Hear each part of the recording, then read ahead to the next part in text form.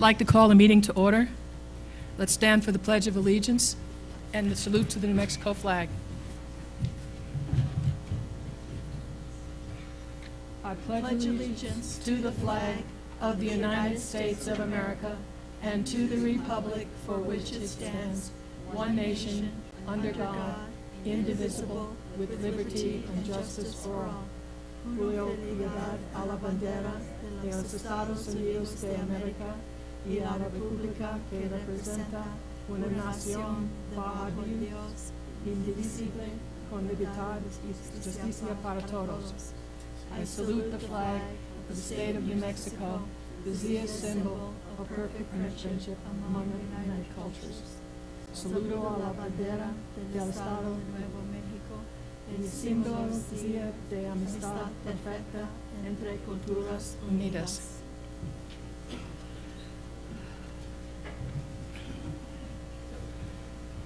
So let's see.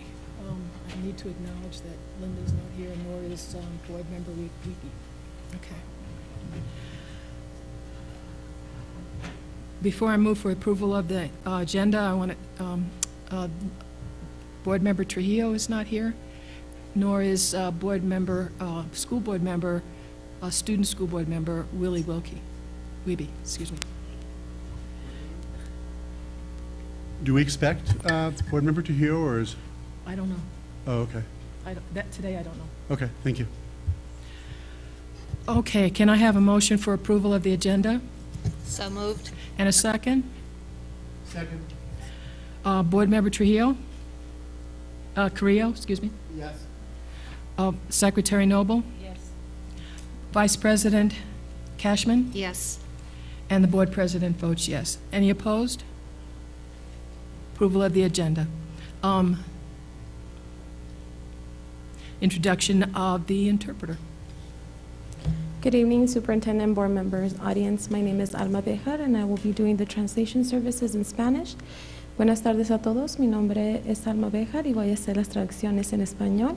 Si gusta mi asistencia, voy a estar hacia atrás. Gracias. Thank you. Vice President Cashman.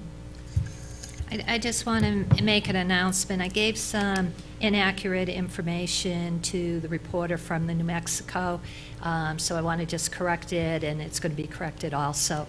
But we have two candidates for the District 4 school board vacancy seat, and I incorrectly said the board was going to interview that candidate on October 30th. It's actually November 6th that the board will have.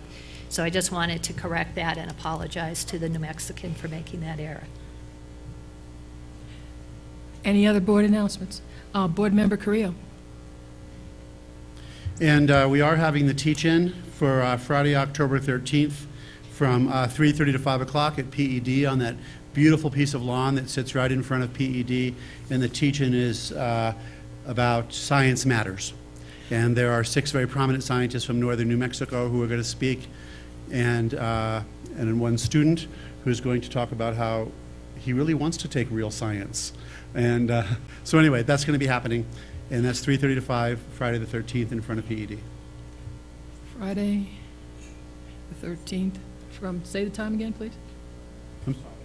3:30 till 5 o'clock. The idea was if parents with kids wanted to come, they could. Okay.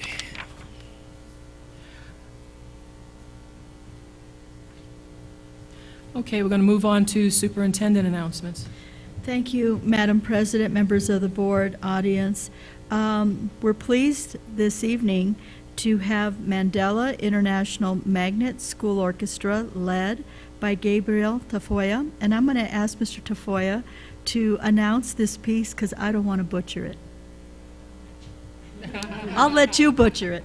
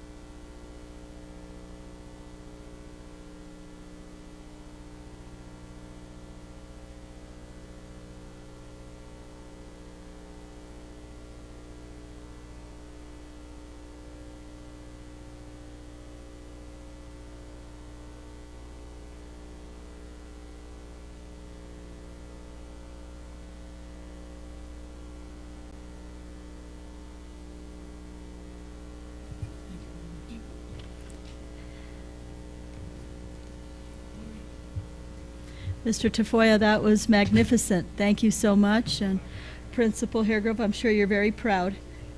Thank you. So at this point, we want to recognize those, and you mentioned it, I think some of you did at the study session about, you were happy with the Region 2 planning and the event. And there were many people that helped make that event a success, and we're going to recognize them this evening. So I'm going to ask the board if they would like to go ahead and go down, and we'll call people up, and then we'll hand them their certificates and maybe take a picture, maybe with all of them at one time, or you want to do them individually? What's your pleasure, board? Individual? Yeah, individually, because they probably want to hang them in there. Okay. Pictures in there. All right, so we're going to start with Anna Ferrier, with Executive Director with Cooking with Kids. Anna?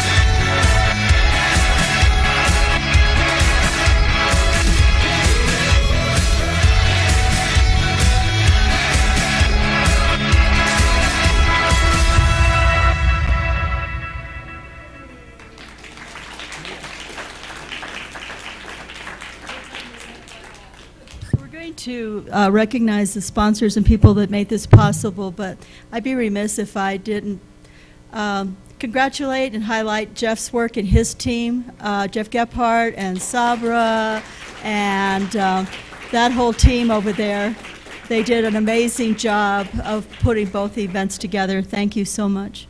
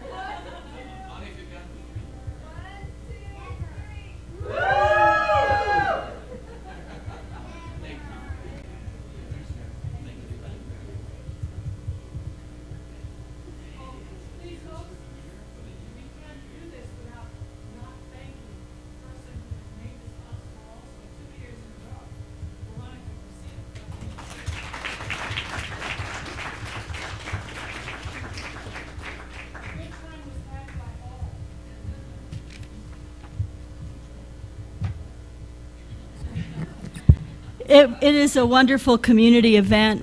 It wouldn't be possible. All the schools, I mean, all our organizations, partner organizations, it just is a really wonderful community event. And wouldn't happen if people didn't play. So I need to mention out-of-state travel for the Santa Fe High School Band. They're going to Orlando, Florida.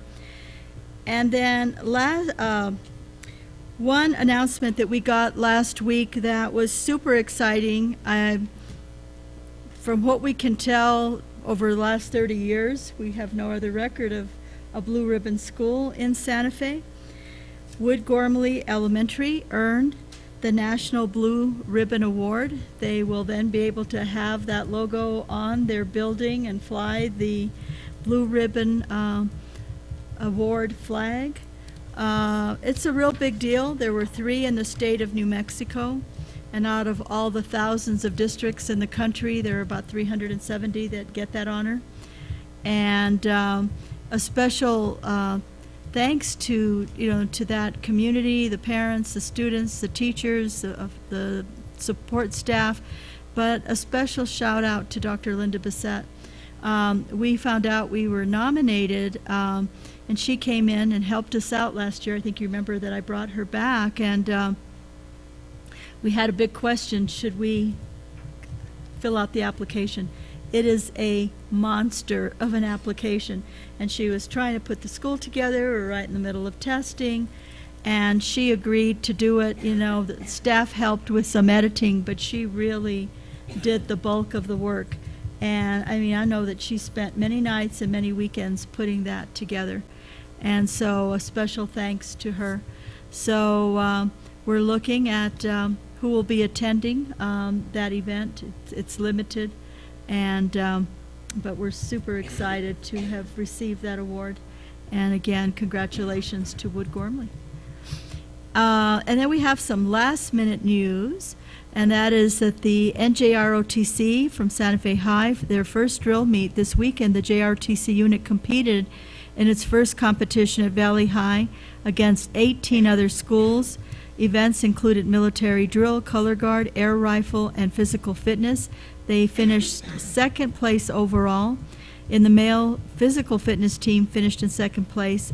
Female physical fitness team took third, and the color guard team finished in second place. Armed drill regulation, unarmed drill inspection, and the air rifle team all finished first place. And then the Saturday passed, they competed in Las Cruces against 12 other schools. Santa Fe High took first place.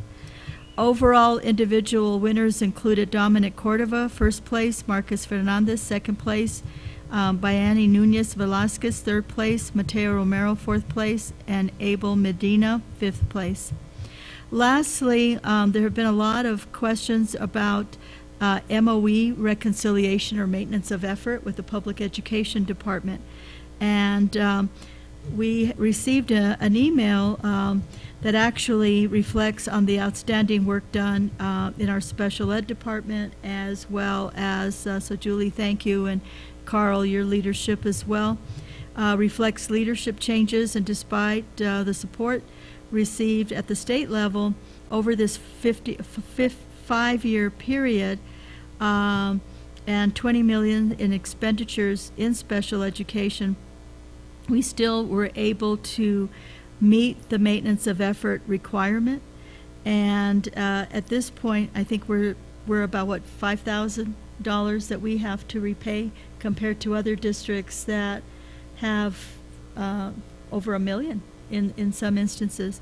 The information came very late at the last minute, quite frankly, but fortunately we're in good shape, and thank you for your work on keeping your eye on that, Julia. You should be very proud. And that concludes announcements. I just want to acknowledge that Board Member Trujillo is here.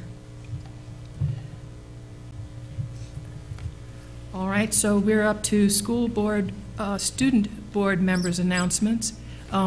Ms. Rodriguez. Hi, so first off, we have our football team that beat the #1 team in the State 2 weeks ago. We just had homecoming and that went well, but our bonfire was rescheduled as the end of the first quarter kind of celebration. And many of Capitol High School's clubs will be representing Capitol High on Saturday at the breast cancer walks, so that's nice. We also had an ACT today, sponsored by Gear Up, which was awesome because we didn't have to take time out of a Saturday. And lastly, Dolores Huerta is coming to our school on Thursday, which many of you will be attending, as I am informed. And that's it for right now. Thank you very much. Moving on to public forum. Madam President, members of the board, Superintendent Garcia, we have no one signed up for public forum this evening. Thank you. Moving on to union update. Grace Mayer. Oh, thanks. Good evening. I'm Grace Mayer, NEA Santa Fe President and teacher at Milagro Middle School. I was wondering if we had a copy of this new board policy that's for the first reading, and a hard copy for 215 tobacco products and employees. I was not notified in any way that we were, or the board was considering a new policy. And just to inform you, there's an article in our collective bargaining agreement, Article 14 on, it's our smoking policy. And it reads that the district recognizes the right of employees to work in a smoke-free environment, as well as the rights of visitors to do business with the school in a similar way, in a similar environment. Therefore, smoking at all Santa Fe Public School sites and properties, including school vehicles, is prohibited. Employees who smoke may only do so off school property on their own time, before and after work, and during a duty-free lunch period. So that's our current language that has been negotiated. So if there's a change, I'm not aware of it. If I could get a copy of the policy, I'd appreciate it. Carl, could one of the staff members just give her a copy? It's just really to be in compliance with state law. Okay. Thanks.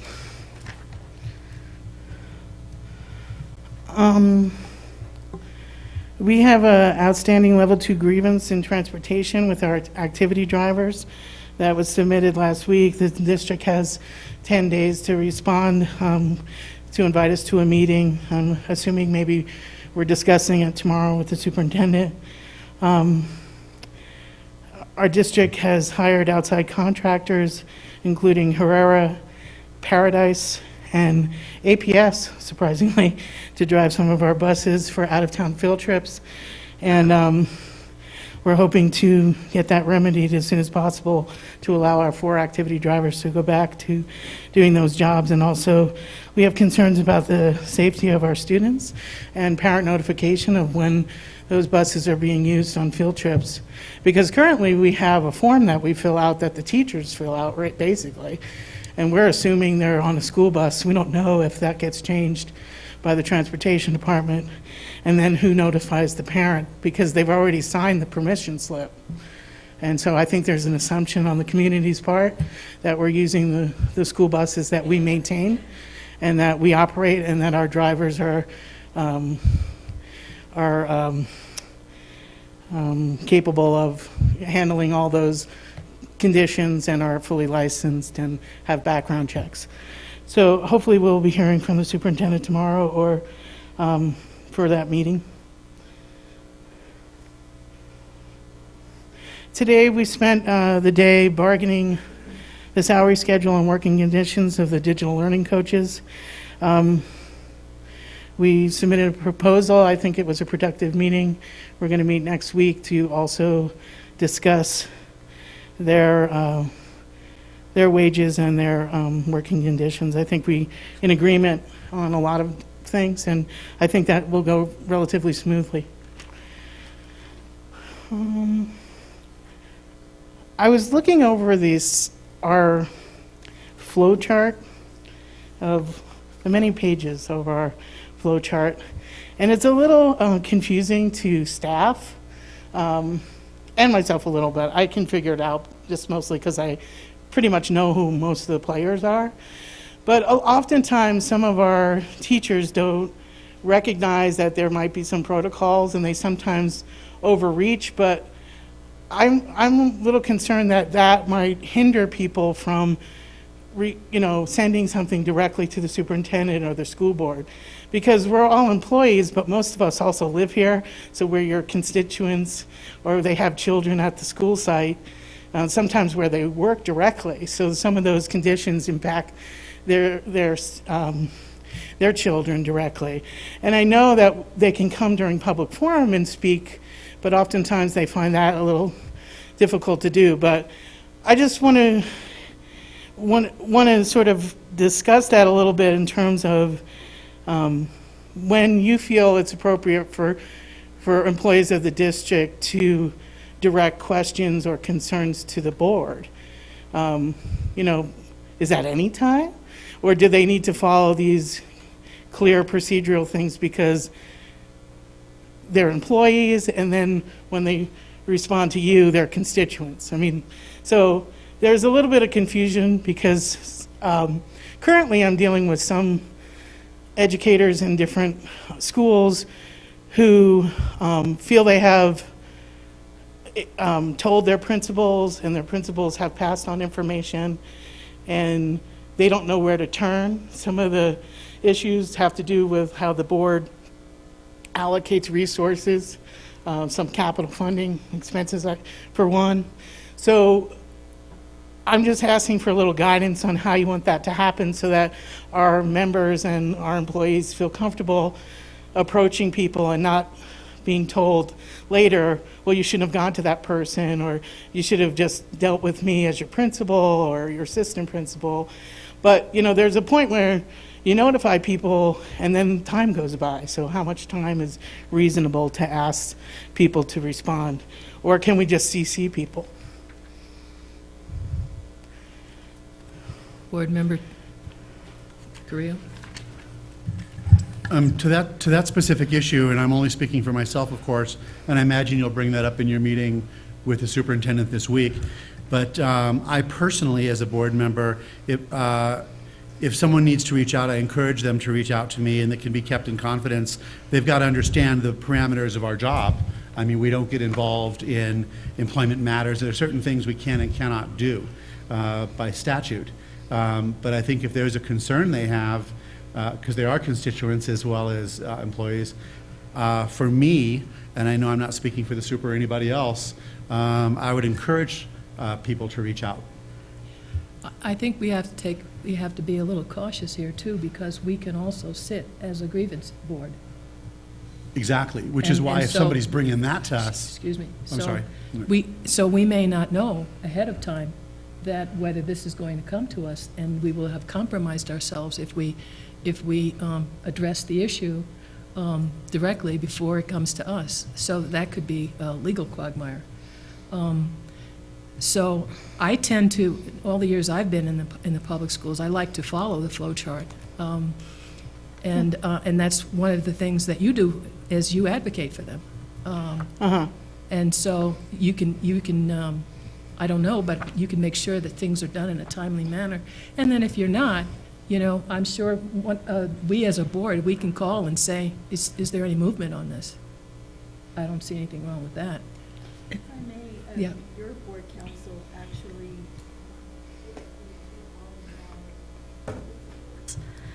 directors, et cetera, and made it very clear that they should not be going to you first. They should be coming to me or to their supervisors. And I can tell you that I just met with a teacher in my office today. I meet with teachers all the time.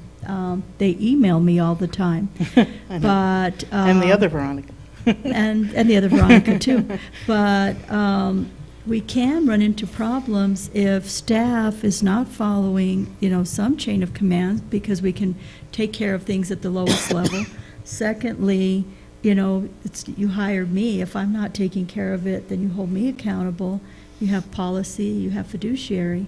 And so I recognize, and I'm not, unrealistic about this, that you live in this community, you see people at cocktail parties or a picnic or a church, and people are going to talk to you, but as a matter of course, I think it's a real slippery slope. I agree. Well, it's come up as a Board- concern, and I yeah. don't know if there's more clarification or more discussion later, but. Okay. Yeah, I would just have to echo part of what both Board Member Carrillo and Board President Price has said, and that is that when someone in my community comes to me, my first question is typically, have you spoken with the superintendent? Or have you spoken with your principal, depending upon what the issue is? And then I will always encourage them, if they haven't, to go and have that conversation. But I also take notes on things that are shared with me, and then take them back to the superintendent, and then follow up with her on those things to get answers. Maybe not the answer that the individual wants, or it may be outside of our purview. But that's been the way that I respond. If it is employee personnel issues, like you said, we just don't deal with those because we end up being, but if I do have somebody that lives in my community and calls me or comes by my house even, and says, hey, there's this over at Nino Taro that needs to be taken care of, then that's just the way that I deal with it. So I don't want anybody to feel like they can't come talk to me, and I don't think the superintendent is encouraging that. But there are limitations on what we can do, and I try to help explain that to the constituents that I talk to, what my authority is or isn't, and that I'm really just one board member. But I'm happy to, raise a flag if that needs to be done. Board Member Carrillo? I agree with what everybody has said. And I think that we've all had substantial training, and we have continued training around where that slope is and how to handle the slope. And I really want to echo the last part of what Board Member Trujillo said around, I would never want people to feel like they can't reach out to us. Because they can, we can keep their confidence if need be, but it's also, we know where the parameters are, just as you stated, President Price. And most of the time, if I get an email or something like that, I will forward it to the superintendent, and that's why we pay her the big bucks. Well, I think there's some clarification there. Certainly, we advocate everyone to resolve their issues at the lowest possible level, and if they can't resolve them, then, they can file a grievance or look into going above that person in some capacity. But it's really like a level 2 or situation when we take things as an organization, an association, to the superintendent. We wouldn't really go to her directly. We would try to work at the lowest level, site level, or with the director or with the principal first, and resolve the issue prior to going to level 2. But a lot of, we're a fairly, large district, and people have come from all different places, and there's when there's changes too, especially in different positions, and sometimes there's concern about who to go to. And we had a meeting with Linda Sink and with Chanel Segura and with Vanessa Romero regarding some of those changes, and so that I kind of know now a little bit how to go beyond the principal to those other people. But I think that there maybe needs to be a little bit more information given to generally what the staff, how that would go, so that nobody gets accused of not following a chain of command. Okay, there's Just one more. Just 1 second, Board Sure. Member Trujillo? I thought of another option too, Grace, and that is that, and there have been many, you mentioned something about buildings and capital outlay, or, capital dollars that are spent on buildings. I've had people in my community come to me, even prior to capital being worked on, and have concerns about the building, and some of them work at the school, some of them don't, and then gone with them and advocated at the Citizens Review Committee.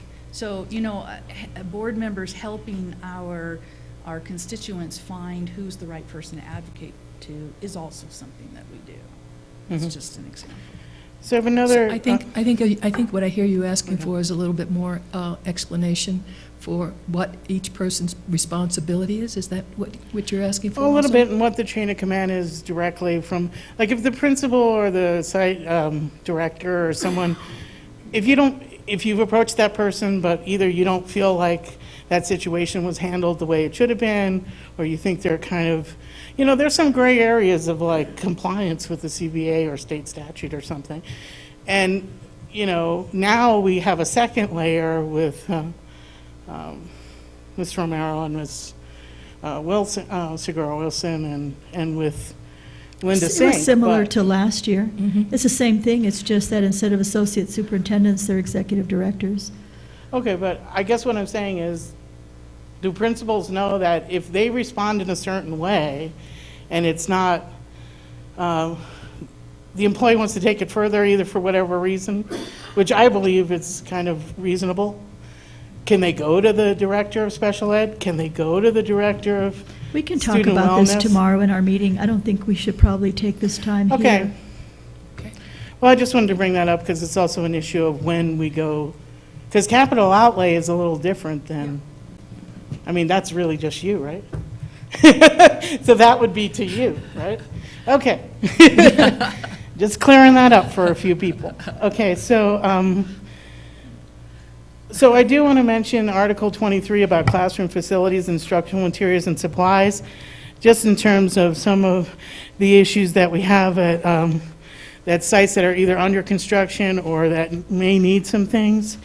And basically, this lays out that any employee would go to their principal or supervisor, ask for specific supplies, facilities, equipment, furniture, things that might be needed for or maintenance of those things.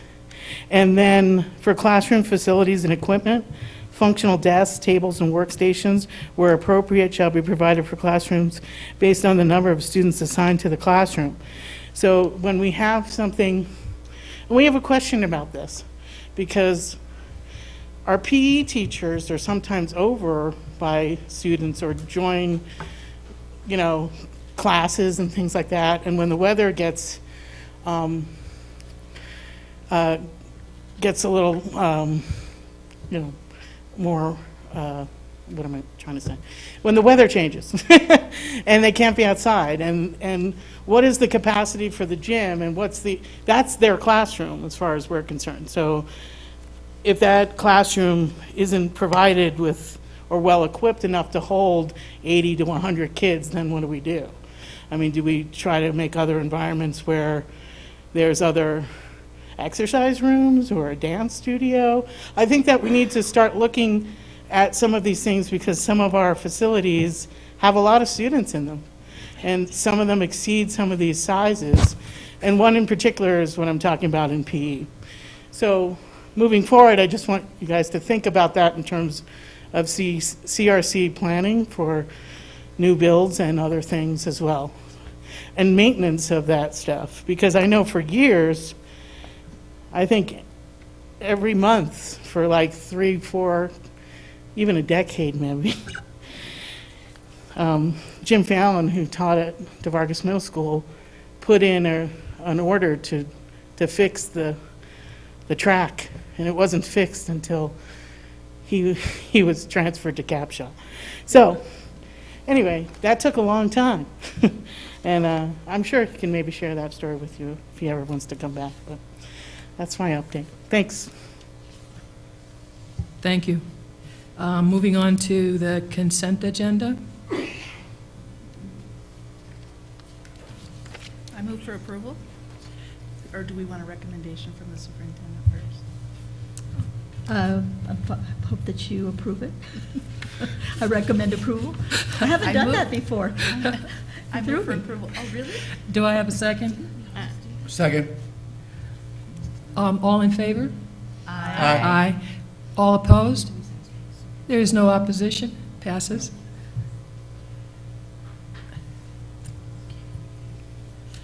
Moving on to board's update and follow-up. Board Member Carrillo? And Board Member Gabriella, I was just curious relative, the follow-up on the students in student government at your school, because Willie's not here to talk about Santa Fe High School. Just curious what update you can give relative to the student input piece that Kate spoke of around dress code and off-campus privilege for lunch for seniors. So the dress code hasn't been addressed at all, but the off-campus lunch has. There was a survey sent out to all seniors to see what they said and how they felt about it, what the pros were and the cons. And I also talked to Linda Sink about some stuff, so. Yeah, and we're not at that place yet for dress code to start getting the student input. That's fine, I was just curious. Thanks. Thank you, Board Member Rodriguez. Any other board update or follow-up? Board Member Trujillo? Just a second, please. Sure. Seconds up. No.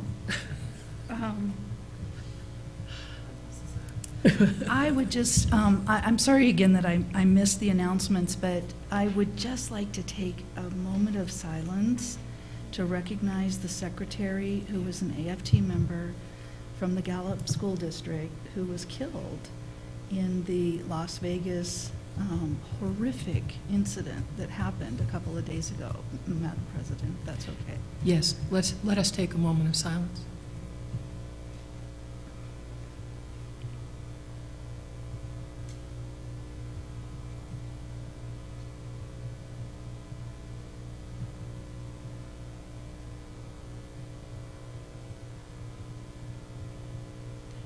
Thank you. Thank you. And Board President, I recognize that this is, we don't do this for everybody, but this is just such a big event. I wonder if we might collectively as a board send a card of condolences in care of the Gallup Public School District to the family and community. I think that would be appropriate. Thank you. Would you like me to talk to Alma about it? Or? Yes, I think the Oh, superintendent you'll will follow okay. up with it. All Yeah. right. And I'm sorry, I believe her name was Lisa. Yeah, I'll look it up.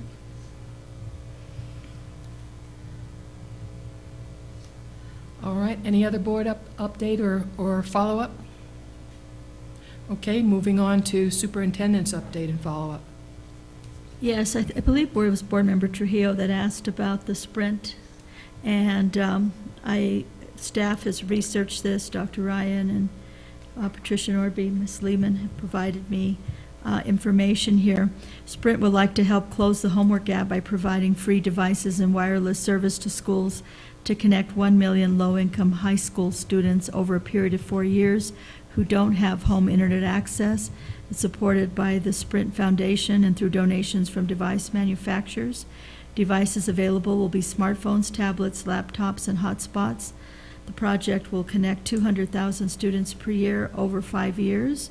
Students will also receive Sprint Guardian, a free content filter solution designed to block access to content deemed harmful by the Children's Internet Protection Act, CIPA. Program requirements include eligibility verification of no home internet access. It has several things that you have to be able to prove. We have, the link, the information, and Tom, is the plan to get this out to our seniors?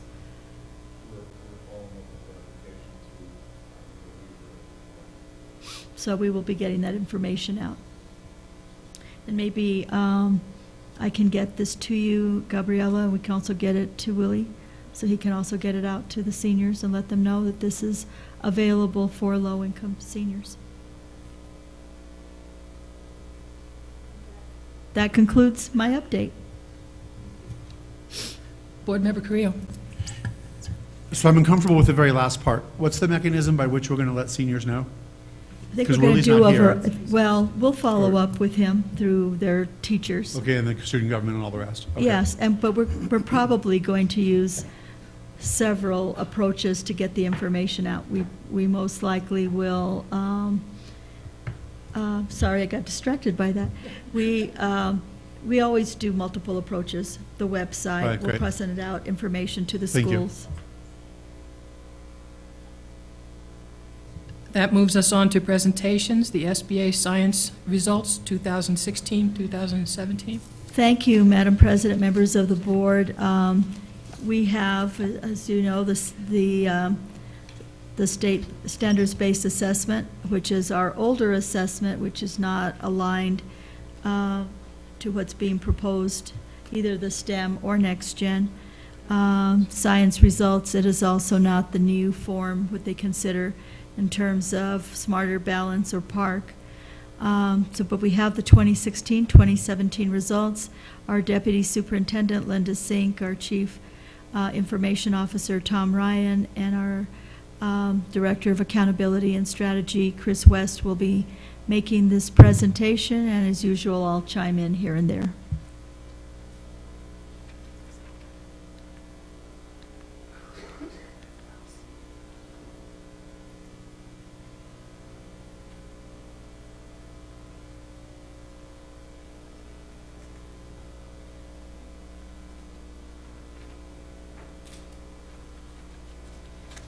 I think we have clicker malfunction.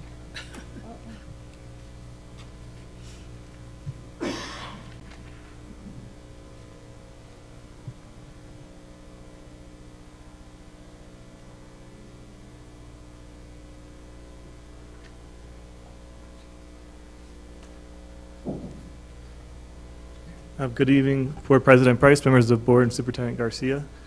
So we have for you the 2016-17 standards-based assessment, or SBA, the science results. So those are in our batch of state assessments that we do. This is the science portion of it.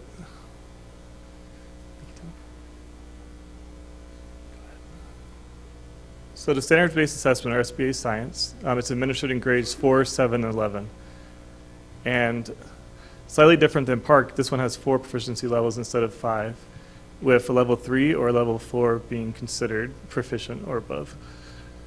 The topics covered, this is kind of a difficult, I apologize for the bullet list here, but it's just to show you the focus does shift a little bit. They do cover, for in grade 4, the nature of science, physical science, life science, and earth science. And again, you see in grade 7 that similar topic areas, but you'll see that they shift more focus there to life science. And then at grade 11, you can then see that the shift kind of comes up a little bit more on physical science there and life science. But the idea is here, they're measuring general science knowledge throughout those 3 points in the child's career at school.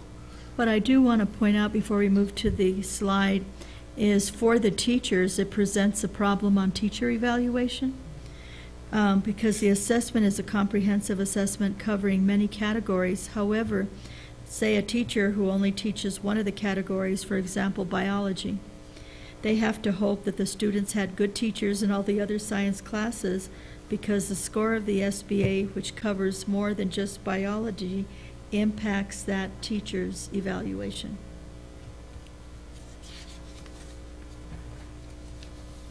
So here we have this is first we have the district results, and then we have the state results below.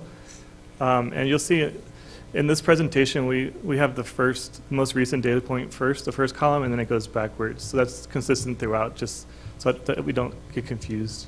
You can see here that if we look over time in the last 3 years for grade 4, we are where we are in 2014-15, which is a 3 percentage point decrease from last year.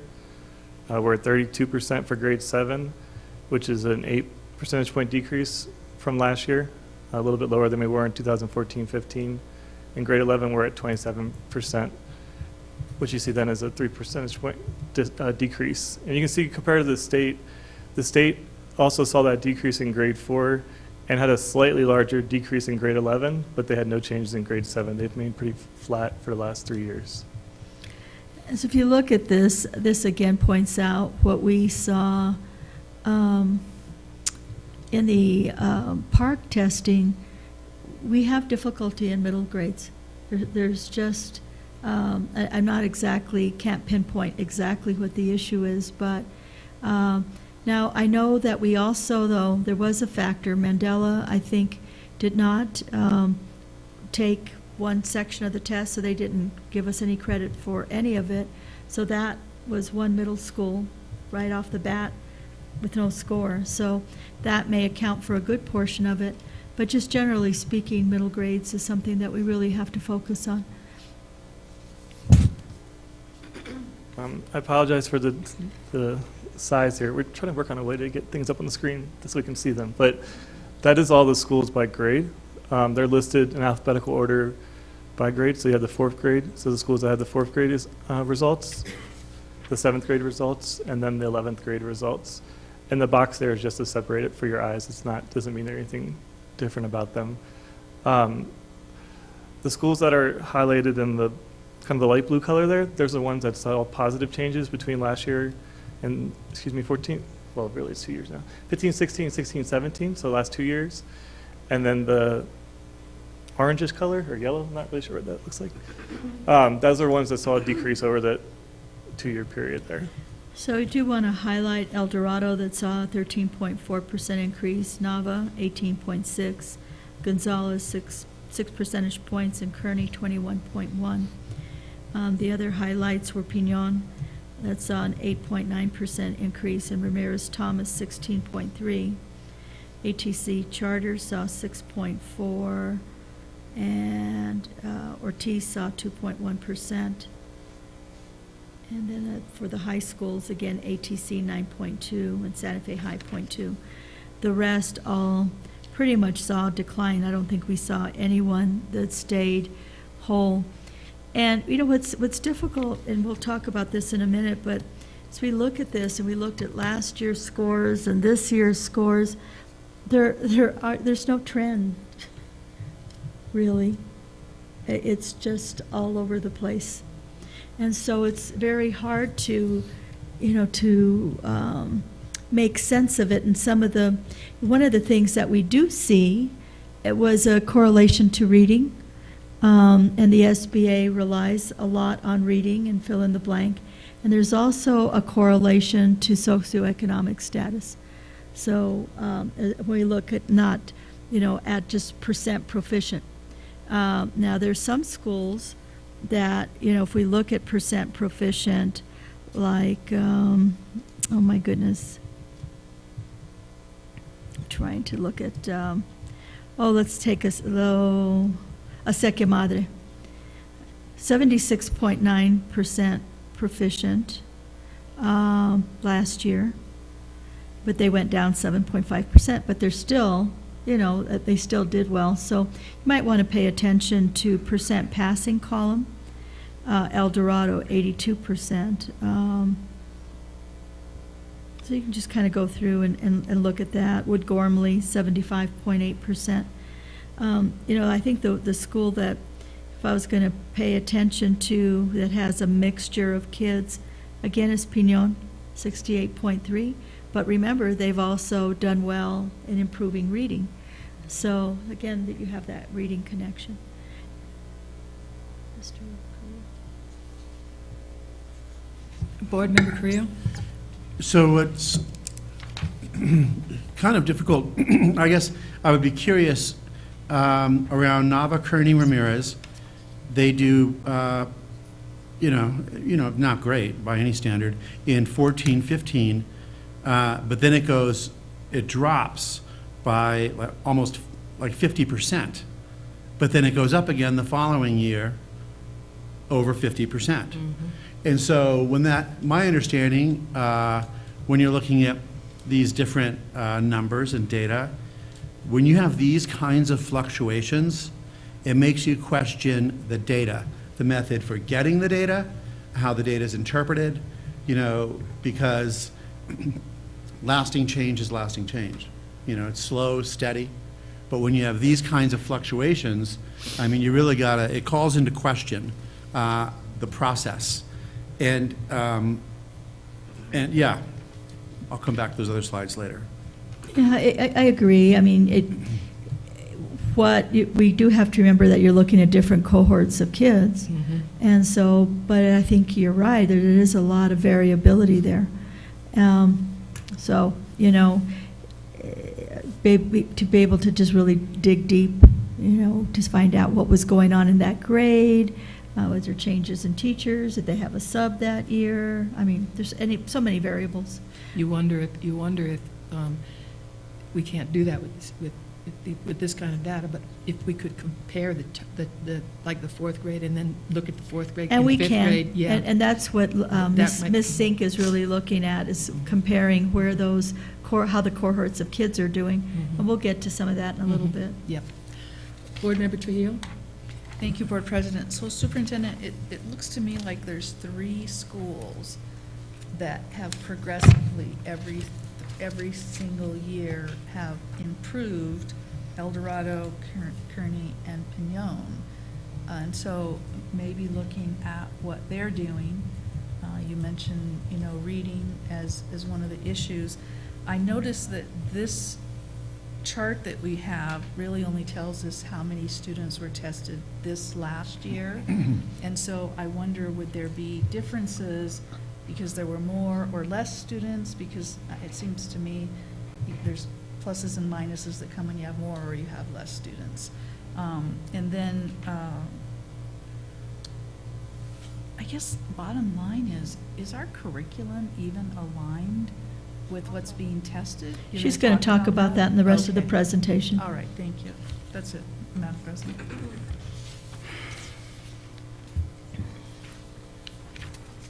The slide here goes a little bit further into the results for grade 4, 7, and 11. And what it does is it breaks it down by gender, by our 2 largest race ethnicity groups, Hispanic, Caucasian. It compares students who receive free or reduced price lunch to paid lunch, our English language learners rates, and then as well as our rates for our students with disabilities. And I think I would say if you look at some of the schools that had the higher results, this is where we start to see those gaps, just in terms of the makeups of the schools, particularly with our gap between our free reduced price lunch students and our paid lunch. For instance, in 4th grade, we have 71.1% of students proficient who are not receiving free reduced price lunch, and then 25.6%. So basically, that's your socioeconomic kind of variable there of kids that are not as well off as other kids socioeconomically. And just so you know, they slice and dice the data in so many ways. We obviously wouldn't have time to do that for this, so we just kind of pull the general overall view. But they are looking at the data in a variety of ways. Mr. Cooler. Board Member Carrillo?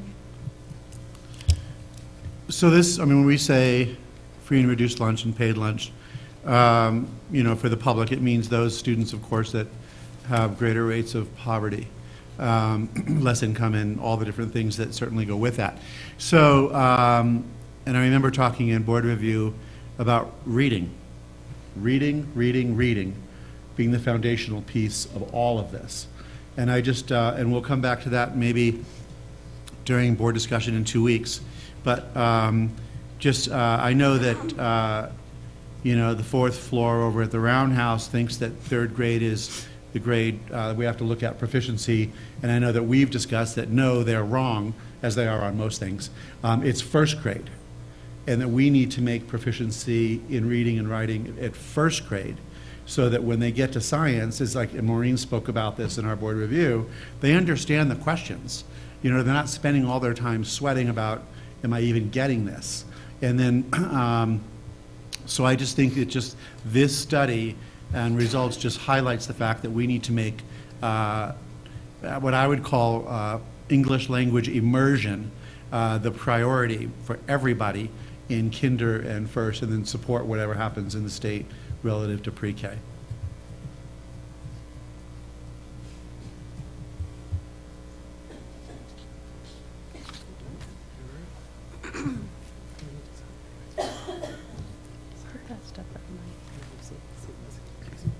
Board President Price, members of the board, Superintendent Garcia, I will say that this particular part of the curriculum is near and dear to my heart, as I have a degree in biology, and I also taught biology for 12 years.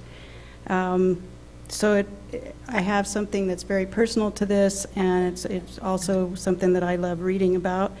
And speaking of reading, one of the things that I'm really working with principals and teachers on is that when they're having their reading groups, for instance, and when they're doing their reading time, which is that maybe 90 minutes, 45 minutes, whatever the minutes are that they're in it, that they need to spend just as much time with the writing portion on informational text And it's so perfect to use science as your informational text. As you know, in the Common Core, you're supposed to be doing 50% informational and the other 50% narrative. So if they would use, and this is what we're talking about, if they would use that time of their informational and use the social studies and science, it would just be that much more practice to look at comprehension. Also, as you know, in 4th grade, that's when you start you start in preschool, learning to read. When you get to 4th grade, you're reading to learn. I mean, we've been saying that for many, many years, but it really is true that you're really bearing down on your vocabulary and your comprehension by 4th grade.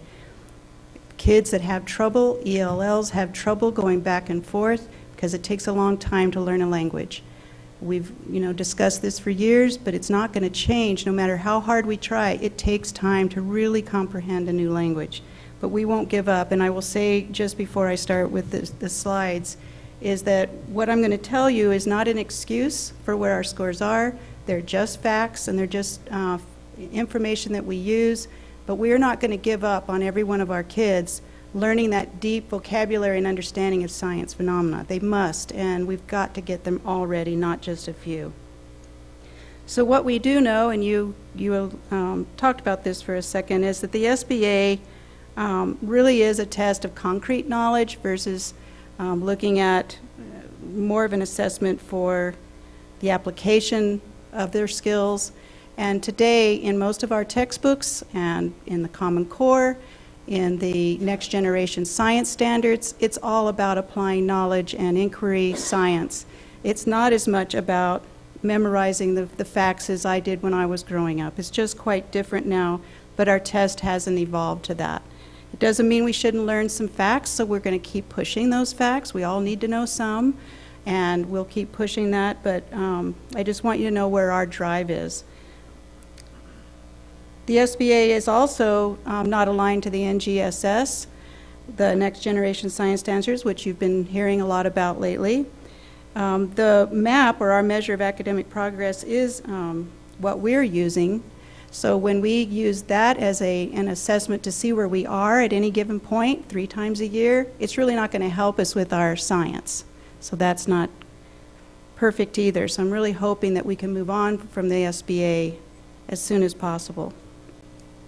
Are you moving this one? So the next disconnect, if you will, is the students in 4th grade are using the new science kits that LANL helps us with. They help pay for it. They help even in the PD to use them. They're also aligned to NGSS. The new standards proposed, I think they're 90% or whatever NGSS, which is great. There's a lot of problems still, but at least that. So that'll align with our science kits, and it'll align with our, again, our maps, and it'll align with the park, but it'll still not ever align with the SBA. One person had alluded to this as well. We did have a middle school teacher shortage last year. With those teachers, now new teachers that even came in for them, whether they're a long-term sub or a new teacher, we have to help them. So what we've done is I have now required all coaches from the whole district, plus the district coaches, to be in training on how to coach once a month, and then they're required to do certain things. So one of the things they're required to do is to make sure and work with teachers on those science kits, that they really do, that the teachers really do follow through with not just doing the kit like it's a cookbook, but really use it to try to get kids to understand what they're doing and to write about it and discuss it. So I've talked about this next slide, this shortage already in the coaches, but it's also, and we're working with our principals, is this, as you know, I have PD with the principals once a month on totally instruction. I think you know that the district has some work with the principals as well, but ours is all on instruction, which I'm really proud of that. Not all districts take that much time. But we need to have our principals also doing those walkthroughs and in those classrooms, making sure that teachers aren't ignoring those science kits. I think you know that some teachers, especially elementary, are very shy of teaching math and science. So we want to push and push and push the PD so they get more and more used to it and more excited about doing this work. And it's The principals are continually looking at the science notebooks to make sure writing is happening.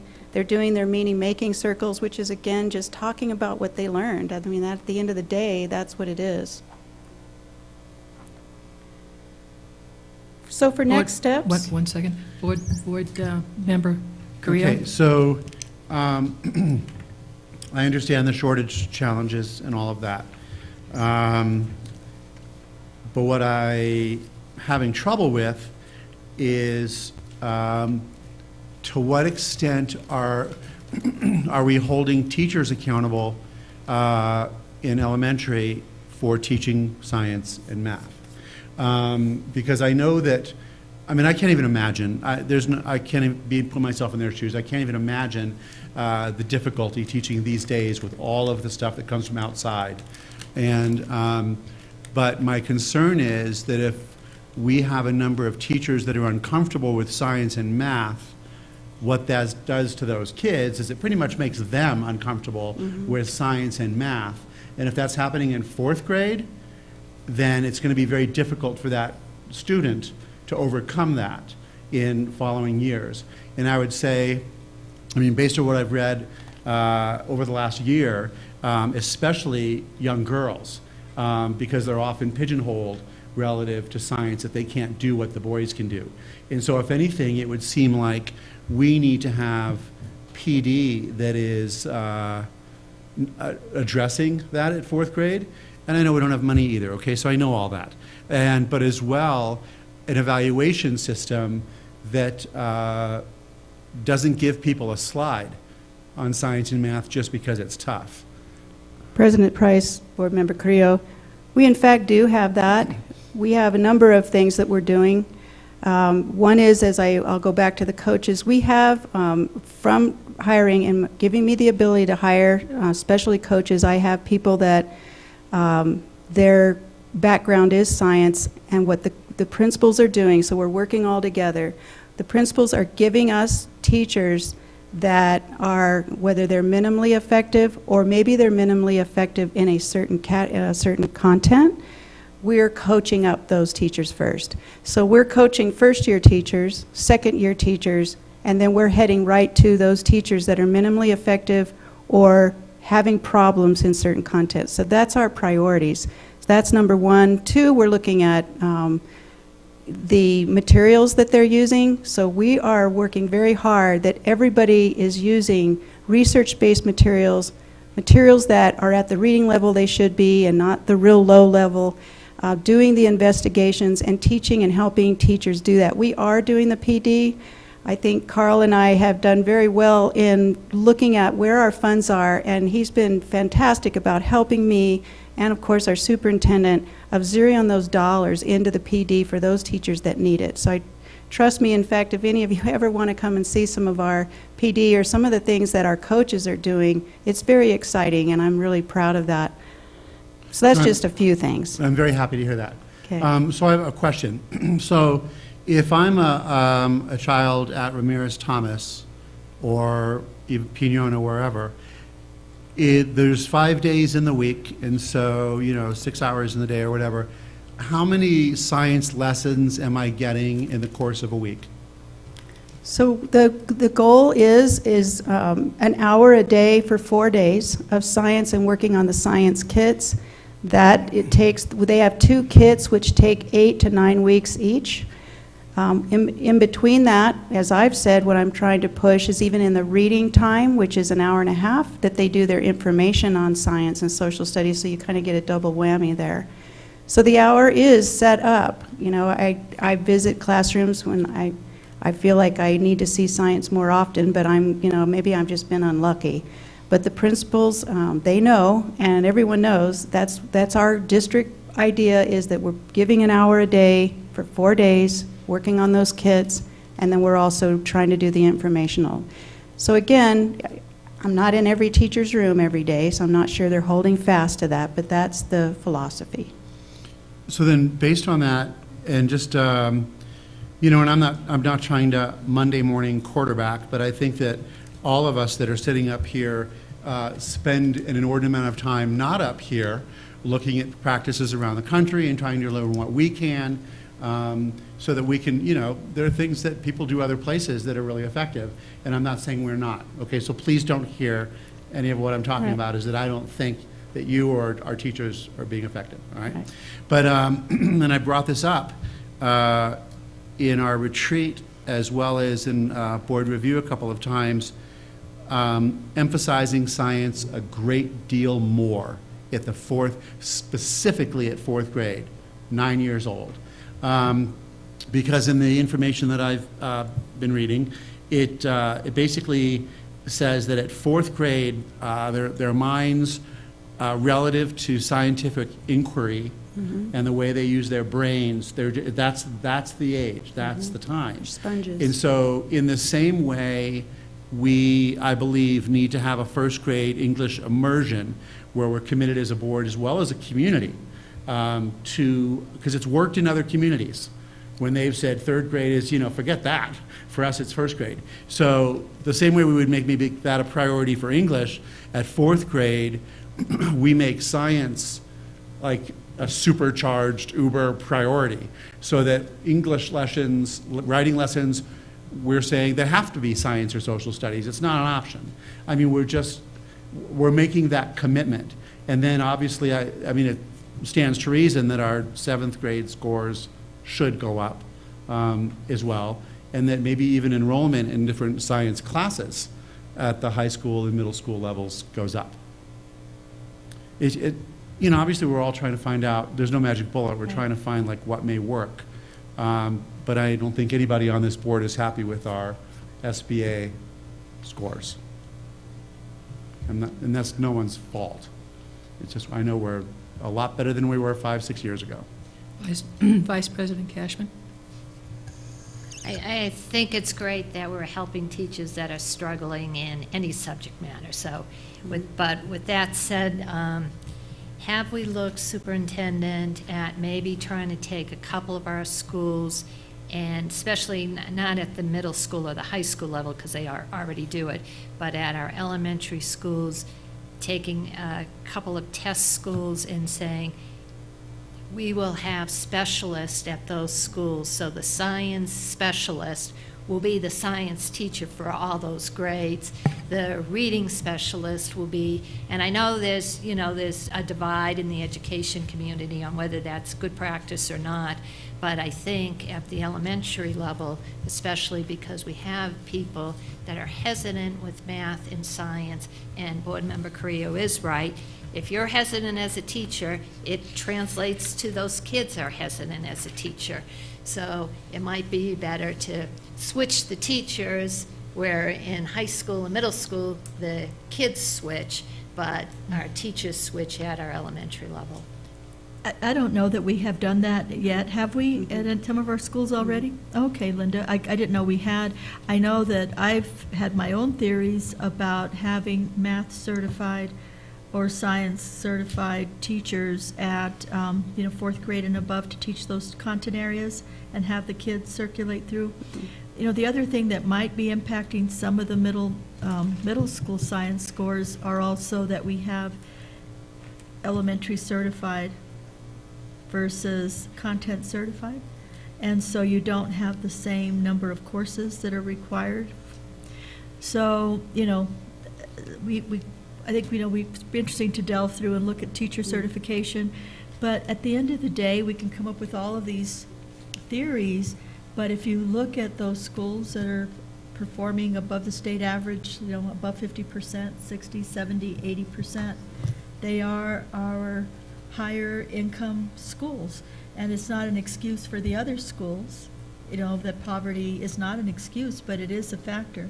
And we do have to look at schools like Piñon and others that are, they're not that, and what they are doing and how she has structured that. And, some of that's the stability of leadership, the expectations, the culture of the school, and they call them, like in the literature, outliers, and they don't always generalize. Okay, so, those are all great ideas, and I think those are all, everything that you all have said as a board, I can't argue with. I think, it makes perfect sense. But yet you can have a school like Wood Gormley or El Dorado or a Seque Madre, that might have a non-certified teacher that isn't content certified, or they may not break out by specialty, or any number of things. But parents have taken kids to museums and done all kinds of enrichment things with these kids. So it's like, how do we accelerate for the other kids and get them, equitably so that they can perform that way? And so there's a lot of great ideas today. We continue with the research, but you wanted to comment that we do some specialization? Board Member Price, members of the board, Dr. Garcia, yes, if you wanted to visit Atalaya, there's others, but Atalaya comes to mind. I visited them a couple times due to this. They're doing what they call at 4th grade on up departmentalized, and so that they have specialists that do have more degrees or whatever they have in math and science. And so those kids are moving to those particular teachers in and out of those classes. I actually did that in my own elementary about 1 billion years ago, so it's not new. It just depends on the school. I had to go to a different class for math myself. So I actually kind of like the idea, but I think I'll study it and watch Atalaya. I mean, you've seen how great Atalaya is doing, but I don't know that that's the reason. But I'd certainly like to watch that more, and I'll find out whichever other schools are doing it. The other school that I'm going to be visiting about this and talking with principals and the teachers is Kearney. Kearney does have a lot of kids that are free and reduced, if you will, and doing very well. So I think that's really going to be interesting to go visit with them. And it's interesting, if you look at Atalaya, they're another one of those schools that had almost a 10%, up, down, up again. Yeah, so, all right. Hard Board to Member say. Carrillo? So if we believe that reading is the foundational piece of this, right? How does this affect our dual language schools and kids that are in bilingual programs? And that's why I very intentionally use the word English language immersion by 1st grade, as opposed to having there be all sorts of alternative programs for language. It's like, are we committed or not to our kids having fluency by the end of 1st grade? And that doesn't mean that we're abandoning our commitment to bilingualism in the district. It just means that we're reinforcing our commitment to English fluency by the end of 1st grade. So I'm wondering how's that fit into this? Dual language is just as it says, the fluency is to be in 2 languages. In all honesty, the research says that you're really not completely fluent and able to comprehend until closer to 5th grade. So it's slower on the uptake. Usually by 3rd grade, we have that proficiency in comprehension. You've gotten all the decoding, the fluency and whatnot done. If you're proficient at 3rd grade, that's the goal.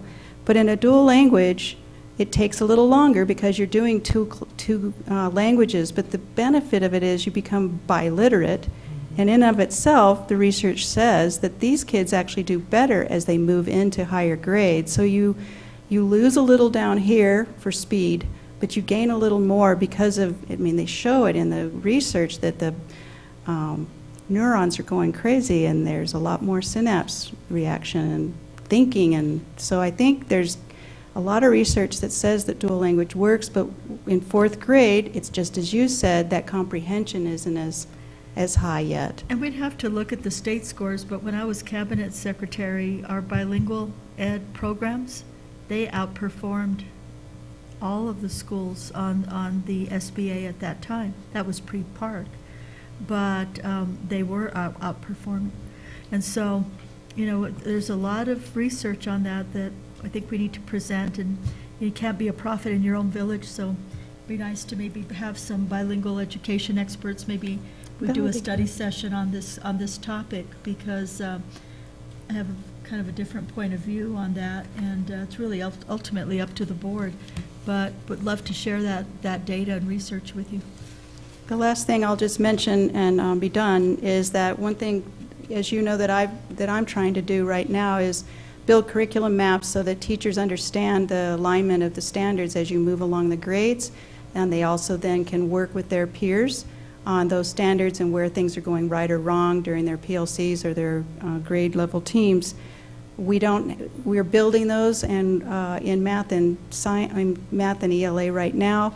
We're going to be starting them in science as well. So we're going to have a blueprint for science, and what that will do will help teachers, I think, build lesson plans that are more rigorous and around standards rather than just maybe perhaps a book that they are flipping through. So we still have a lot of work to do, and we're not going to give up. You're going to see better scores as we move along. So thank you. The other thing is we're probably going to see a different test, so that'll be interesting to see how that works out.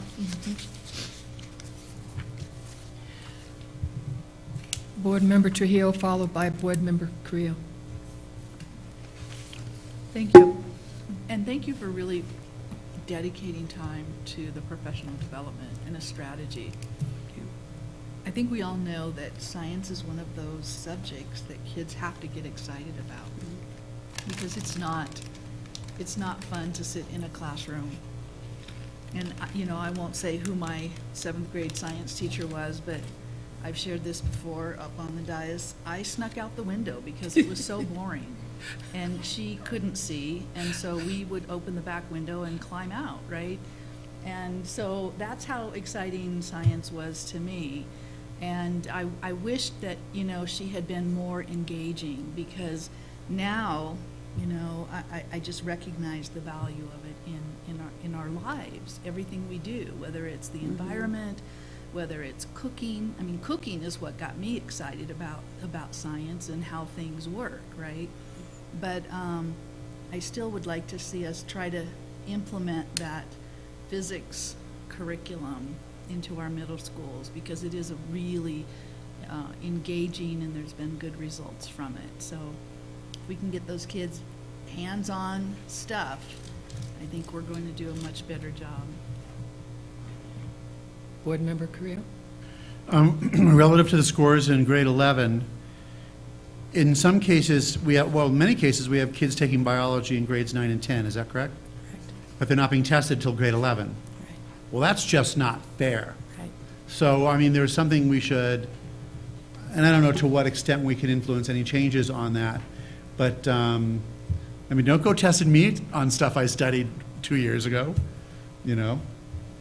Yeah, so, I mean, that affects that score as well in grade 11 for anybody that's following all of this. And our teachers, you know, when they can wind up being rated minimally effective, you know, it's just not fair to them as well.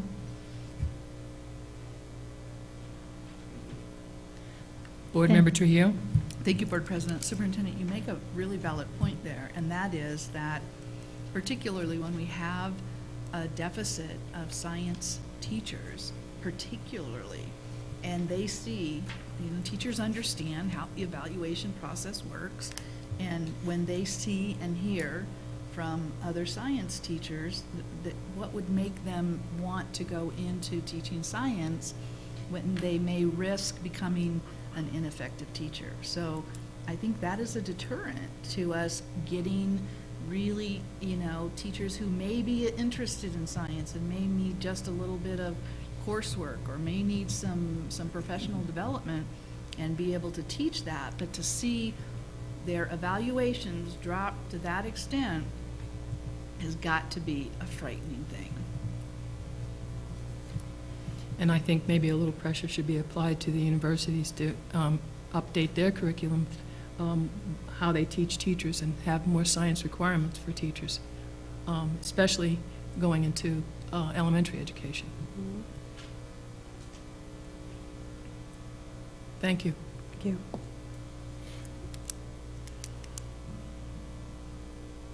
That moves us to the action items. First one is the second reading and approval of the amended policy 407, use of restraint, seclusion, and timeout.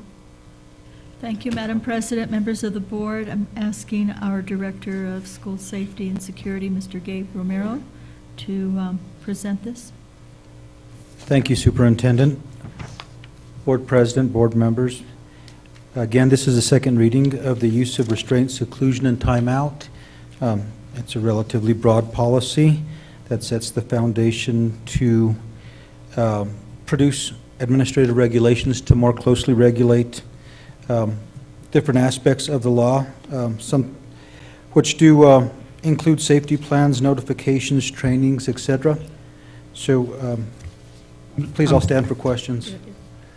Board Member Carrillo? Have, the one question I have, and I imagine the other board members, have there been changes since the first reading? President and board members, there were no changes requested during our first reading. In that case, I move to pass. There's been a motion to pass and second. All approve, all in favor? Aye. Any opposed? There is no opposition. Second reading. Thanks, Steve. Passes. I didn't mean to. Thank you for all the work you did on this. Thank you. All right, now we move on to the first reading of the amended policy 215, tobacco products and employees. Thank you, Dr. Lujan. Or is,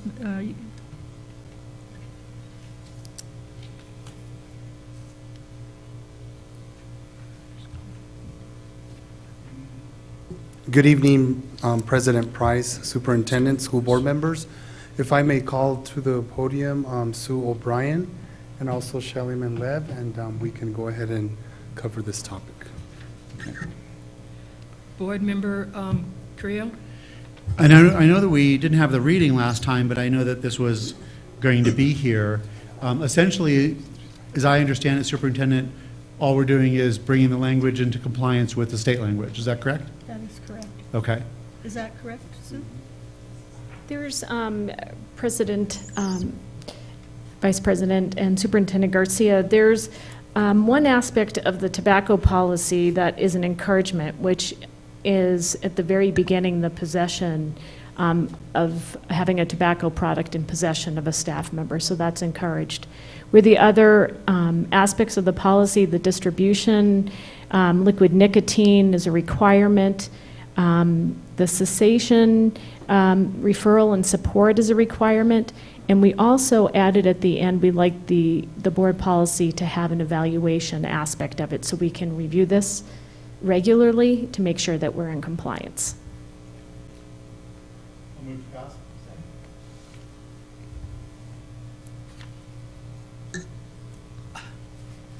Ms. Manlevy, is there anything you would like to say? Thank you very much, President Price and school board members and Superintendent Garcia. Just that the Santa Fe Public Schools actually, with the adoption of the changes in the employee policy and 2 other policies, has the opportunity to be the first public school district in New Mexico to meet the comprehensive standards of the 24/7 New Mexico project. There are a few requirements for that comprehensive standard set by the Department of Health that go beyond the state statute. We did need to update the state statute as of December 2016. We've been out of compliance, but I think these opportunities to provide cessation resources, to have a consistent policy across the board that just communicates we are smoke-free everywhere, we are tobacco product-free. Of course, e-cigarettes are serious. So I thank you so much for your support and look forward to taking that further. The district will, when they adopt all 3 of those policies, get this signage everywhere in decal form, metal signage, so that we can have a consistent message that includes all of the latest, unfortunately, heavily used by our youth and population tobacco products. Thank you. Thank you. Thank you. There was something that wasn't clear to me, maybe you all can clarify it for me, that when we had the union update, she said that teachers could smoke on during their lunch period, that they would have to leave the building, wouldn't they? Yes, correct. Board Okay. President Price and campus. And campus, yes. Yes, ma'am. Okay, thank you. It's been moved and seconded that we approve the first reading of the amended policy. All in favor, please say aye. Aye. Aye. Any opposed? It passes. Next is the approval of the Board of Education letter on adoption of the new science standards. So you should have a copy of that. I don't know what the pleasure of the board is in terms of you feel it necessary to, if I can find my copy now, to read it or not. I'm happy to do whatever you would like. A good part of this letter comes with recommendations from our, is my microphone on? Yes, science and our Superintendent Science Advisory. And so some of the language, because it was brought up in board review, if we could change, like for what purpose. And I went through, I did edit some, but that was, these were questions that came forth and posed in that manner from the Science Advisory, and I felt it important to leave it. So I just want you to understand why it's Okay. that way. So whatever the pleasure of the board is, this has been on the website for people to see. Board Member Carrillo and then Secretary Noble. I don't think we need to read it right now. I think we need to post it as the board's response on the website. That's what she said. You she just, did. did you say it was there already? And It's there, I'm sorry, Madam President, Board Member Carrillo, it's there now so that people would know what you were considering. is it on the homepage? So if somebody wants to look up, science standard update, I just can because sometimes check little and things like see. this are hard to find. Yeah, I can check, I don't know off the top of my head. It'd be great if it were on the homepage, especially with that hearing coming up on the 16th. No, I like it. I like the letter a lot. I have no wordsmithing or anything, except for one minor detail. My name, when it's written, is always Stephen, middle initial J, Carrillo, always. Okay, so. Thank you. So we won't be able to sign it tonight. I'm going to sign it, of course, but I mean, we'll sign it tonight. Because we have it prepared to be signed tonight. No, I'll sign it tonight. I'm Okay. not going to hold it up. Okay. Yes. Thank you, Board President. Yes. Oh, I'm sorry. Oh, sorry, go ahead. Noble first and then Trujillo.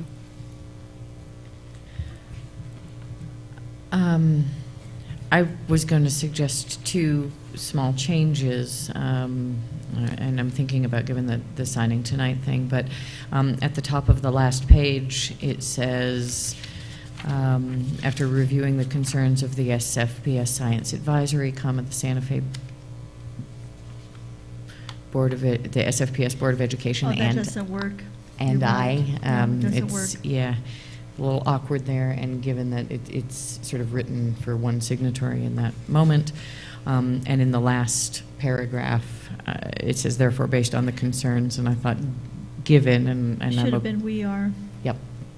Yeah, and I thought that was changed. Let me see, I might have it if. I can if you check the want official If you version want in to the- postpone this and tell me, not postpone, like maybe move to the board discussion.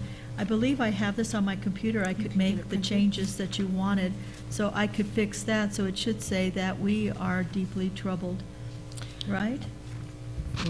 And not after reviewing, but the concerns of the Santa Fe Board of Education are evident that. And I was going to evidence that add we are in there deeply the troubled. concerns, and I'm happy with sticking with the recommendations of the advisory, but I think we should say concerns and questions above, because we're not just raising concerns, we're raising a significant number of questions.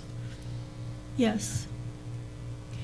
Do you want to have that to us by the study session? No, what I'm saying is that I can, Oh, when oh, so you're you- oh, discussing, oh, okay. when you go to board discussion, I will go to Oh. my office and fix it, and then I'll Oh. bring it back, and then you can take a motion. Just And then it post- can be Stephen J. then you can Carrillo, sign too. it. Yeah, And then, Stephen J. Mr. Carrillo, is it Stephen with a PH or V? I don't remember, I'm sorry. V. Thank you. And what was the initial? J. Jay.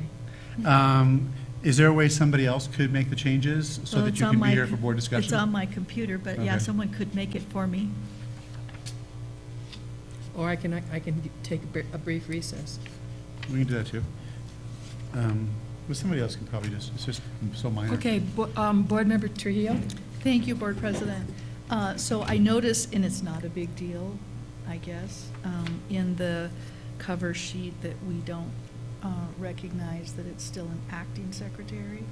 It's designate? No, it doesn't. He's not, no, isn't he I designate? thought he was the real deal. He hasn't been, he's designate, right? He's Yes. not. No, he's calling himself acting, but Oh, he has he's not calling been himself confirmed. acting? Yeah, he's calling, I've checked it on the website, and it did start with designate, and now it's turned to acting, but now it's being signed as secretary, and there hasn't been a confirmation. But it's just a cover sheet. Where is his? Just on the cover sheet, it's not in the letter. Oh. I've looked, Oh, on the I've cover scanned sheet. the letter just to make sure it's not in the, that's why I But say in the it's not a big letter, deal. we don't. No, you don't CC him. reference, that's correct. So we're good on that. But my question, that's why I say it was just petty. My question, though, is are we going to release any of our science teachers to go over and testify that morning? Or have you thought about that, Superintendent? They would have to take leave. Leave? Okay. That is an unfortunate time for this meeting. It And there's is. no guarantee But they'd they even get can, to talk. but the thing is, anyone can submit written comment. Yeah. And I've been sharing the information with all staff. Yeah. So if people feel that they want to share their opinion, I can remind them to submit it because it goes in the record. Yeah. You know, Okay. being there is great, but Right. actually what's more, and I will go that day, You'll be but it's there. better to actually submit it. Okay, thank you.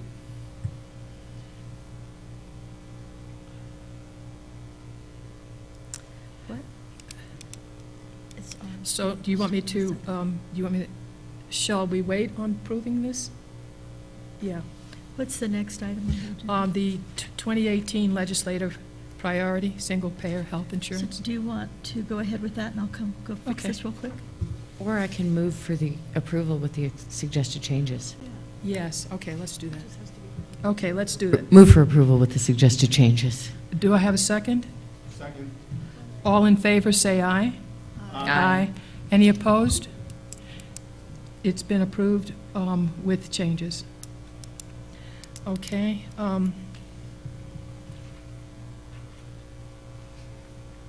Now we move on to the legislative priority. That was your, Yeah. So, and you were going, the board was going to take action and just approve the superintendent and I working on language to prioritize single-payer health plan for New Mexico. And the reason being, and I think it's important for the people that are watching this, like, why on earth are they taking up single-payer, the school board? But we brought it up, or I brought it up in the last study session because we were going over, it was our first finance committee meeting, right? So we're going over money and the fact that we don't have any. And then, and how this board has led the way in the state to always hold our staff harmless in their health care increases. Wouldn't it be great, however, if they didn't even have to pay for health insurance at all? And wouldn't it be great if no one, I mean, obviously you're going to pay through your taxes, but where everyone had health insurance, and the idea being that it would be an incentive for teachers to come teach in New Mexico. It would be an incentive for people to stay in New Mexico, for companies to relocate to New Mexico, if we authored basically New Mexico Medicare, if you will, or what I call New Mexicare. And it would ease the burden on families on wraparound services that, you know, that I imagine all over the state, there are nonprofits and cities and counties who are heavily burdened financially with wraparound services just so our kids can get basic needs met. By doing this, it will allow more money back into the classroom. So for all of these reasons, I think we should lead the way on supporting statewide health care for all. As well, I would encourage us, and this can be done, I would encourage the board member, Linda Trujillo, who also is the president of the New Mexico School Boards Association, to have them take this up in some way, or maybe we take it up in December. I just bring it up as a resolution from the floor to support this. Because my belief has always been, and I'm going to repeat it again for all those people in, in Hobbs that might be watching our meeting, we can run the table. School board members in New Mexico can run the table on legislation in the roundhouse because we have, how many members? Like over 500, right, Linda?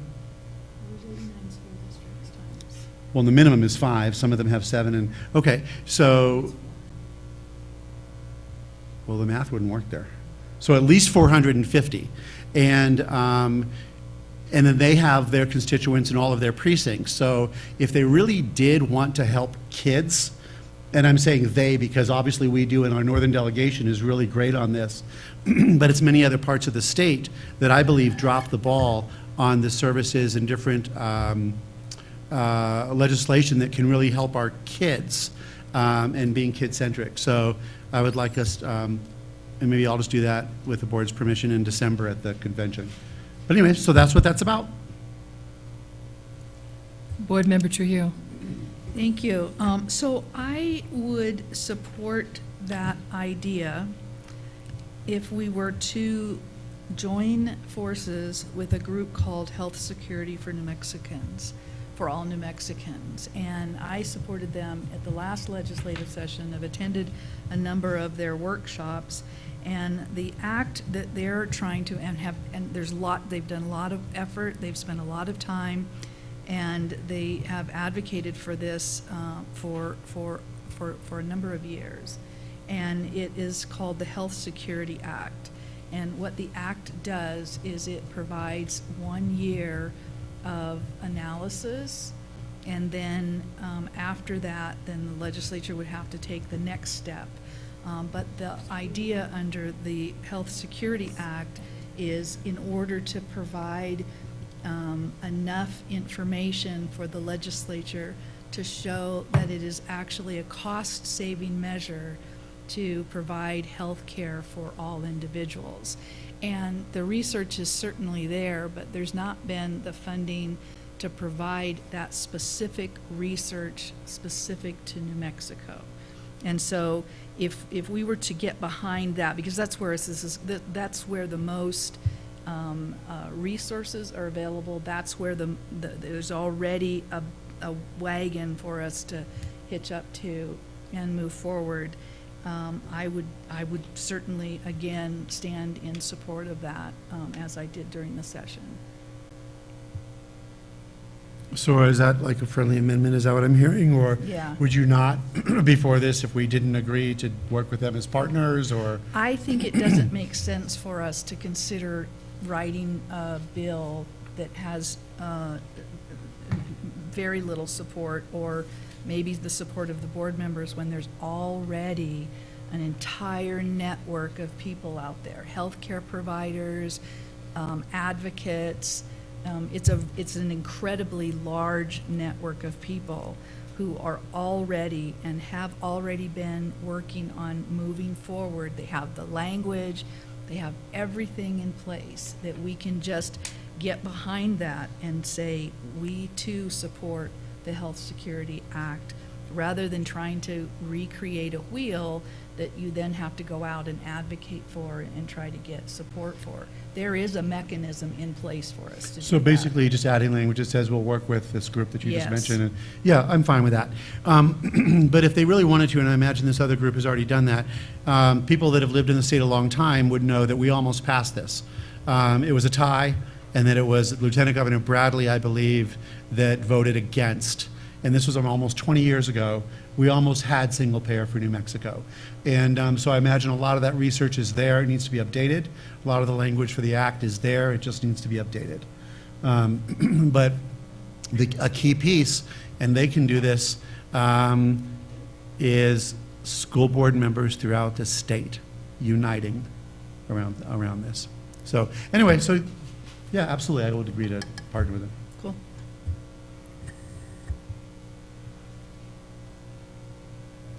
Vice President Cashman? So this group, Board Member Trujillo, they have a website? They do, and I was trying to find it, but I'm Okay, not- I can Yeah, Google it. I will get the, So it's so called it- Health Security for New Mexican, for all New Mexicans. Yeah. Okay. So if they've already written a bill, Mhm. legislature, then shouldn't we be changing what we're doing and trying to get the New Mexico school boards to just go ahead and support what's already out there? I mean, is that what you're saying? I mean, I think I'm hearing two different things at the end of the table. So, if they've already got everything already, then as a school board, then it makes sense that we would throw our support behind the Health Security Act and try to get the rest of the 88 other school boards to support that. I think that's what we said. Yeah, but if you look at this, I'm sorry. The last sentence after the semicolon, this is the action piece of it. So it covers what you're, I believe, anyway, Maureen, what you're talking about. It is requested that the board affirm its intent to pursue such legislation. So we would just do that with them during the 2018 New Mexico legislative session. So pursuing that legislation could very well be just agreeing to pursue the research part, which is what Linda's saying is the first piece. Because that means, we know that that this governor is going to veto anything having to do with this. We know that. But then we just need the votes to override the veto. I mean, I believe she'd even veto the research. She's never indicated that she's very research-minded or even information or truth-minded. But so that doesn't have to prevent us, from helping the legislature move forward on research and a study. Board Member Trujillo? So during the 2017 legislative session, it was Senate Bill 172, Statewide Health Security Act. And Senator Howie Morales was one of the sponsors for that, as well as Senator Carlos Cisneros. Did it ever make it out of committee, or what happened to it? It went to the Senate Judiciary. And died there? Yes. All right.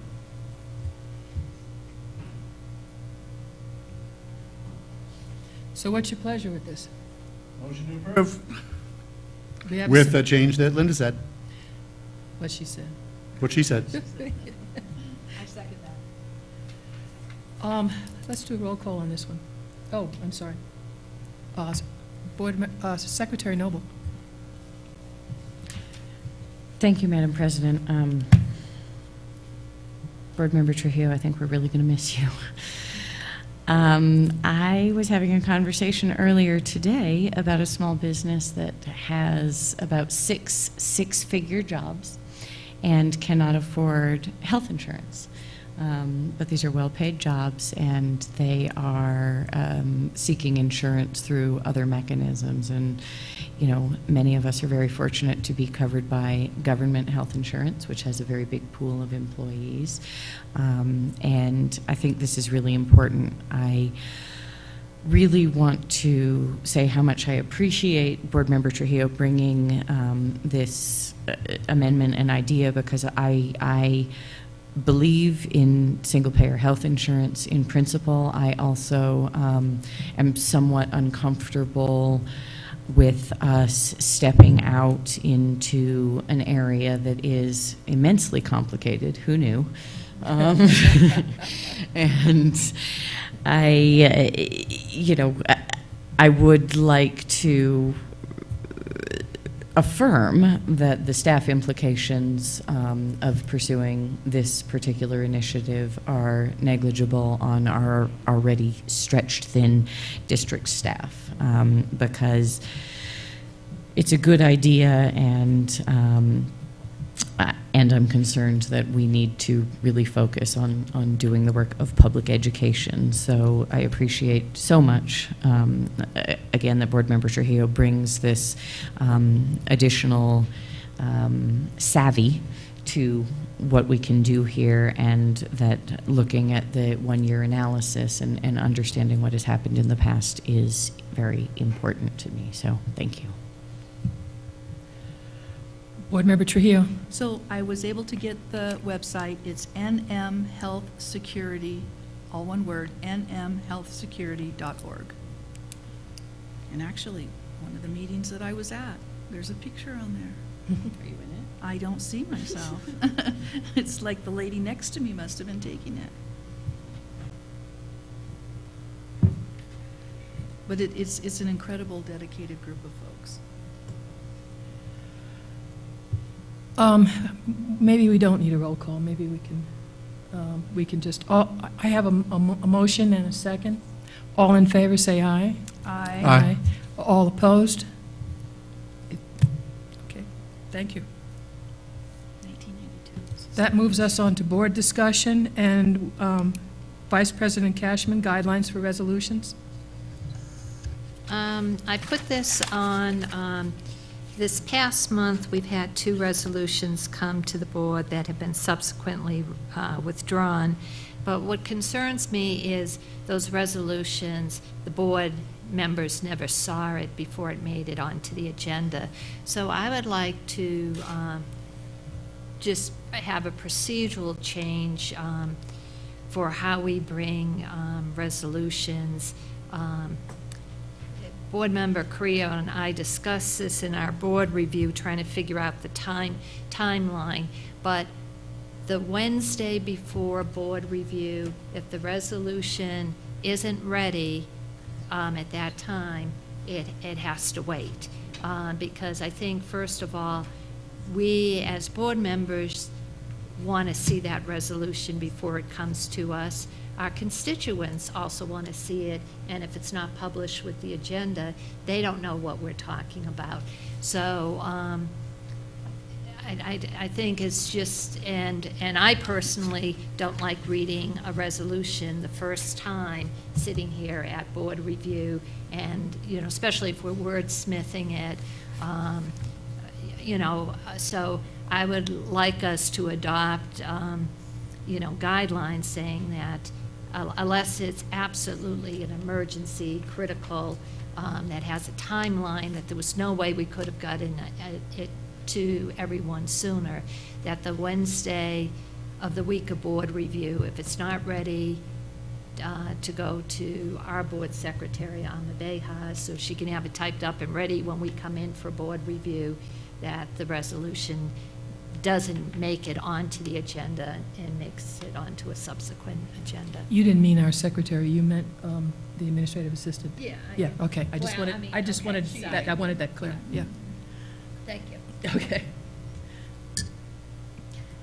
All right, any other, oh, yes, Steve. Ms. Wholeheartedly agree. I think it's a great idea. This was supposed to read board discussion, possible action, was it not? No, If it says, yeah, I think. it doesn't, but it doesn't say that.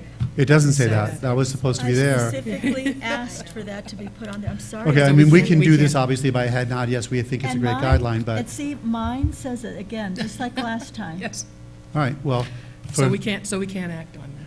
well, we're not taking an action. We're just Yeah. all saying, hey, what a super Yes. duper idea. Yeah. So I'll Thanks, have it Maureen. on, I'll have it on the next agenda, but I am very Yeah. disappointed because we've talked about yes. this several times. Yes. Any other questions or comments? Let's move on to the 2018 legislative agenda and capital outlay. Mr. Carrillo?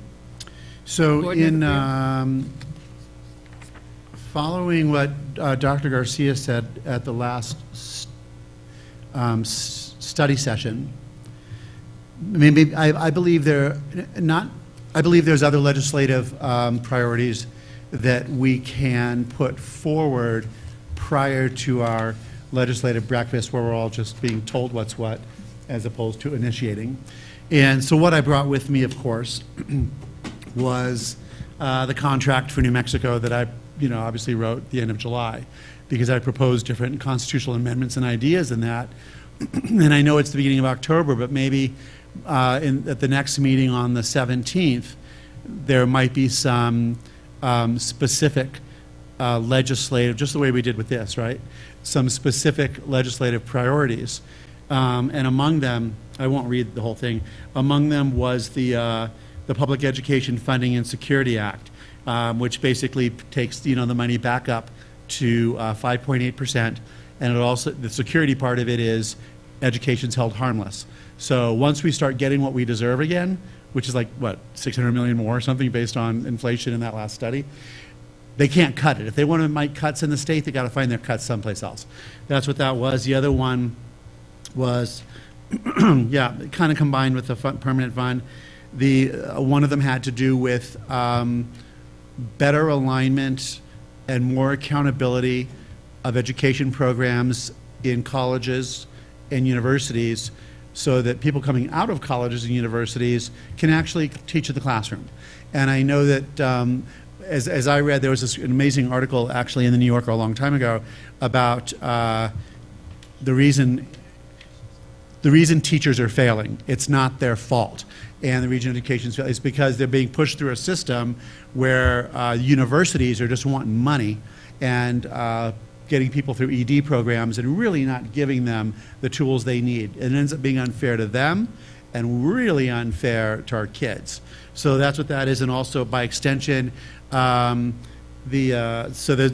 was one. The other was just I called it the give and receive and give back. People that go through teaching programs, we pay for it. They have to stay in New Mexico and teach.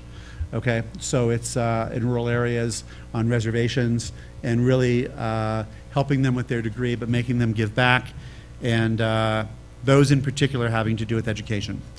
So, I mean, perhaps, and maybe you guys have ideas on what needs to happen.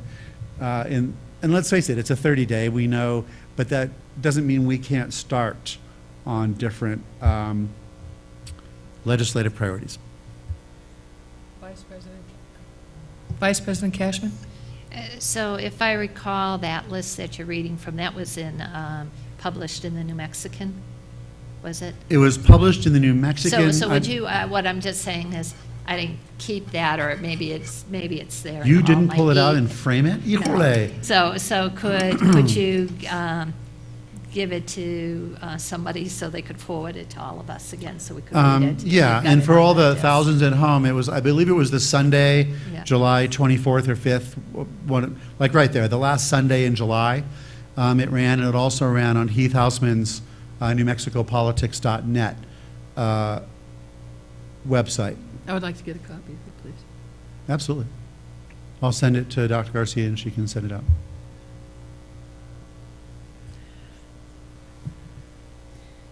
So, nothing is ever easy. But the copies that, the printer has this red mark on it, so they're trying to get it, the printer from upstairs to get it changed. But you could look at this one for just the content and see if we captured what you said. I think it's the well, is it all on the last page? Yeah. it should have only been on the last page. But you can all have your copy anyway. Steve, pass it all the way down, please.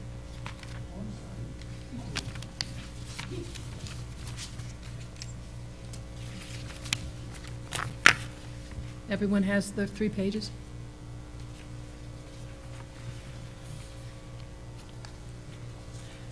I wonder how that red got on there. We're having printer issues.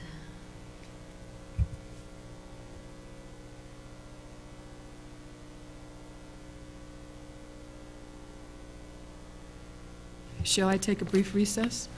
And then we Did you could, guys get through everything? yeah, we're through with everything other than advanced planning. Advanced planning, yeah. All right, Excuse me. let's, any other board discussion?